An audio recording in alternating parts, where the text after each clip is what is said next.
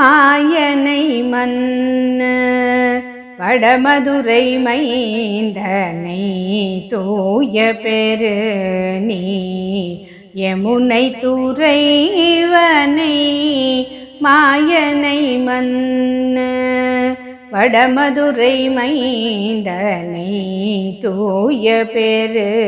நீ யமுனை துறைவனை ஆயர் குலத்தினில் தோன்றும் மணி விளக்கை தாயை கூடல் விளக்கம் செய்த தாமோதரனை தூயோமாய் வந்து நாம் தூமல தூவி தொழுது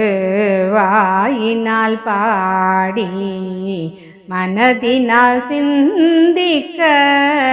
தூயோமாய் வந்து நாம் தூமல தூவி தொழுது வாயினால் பாடி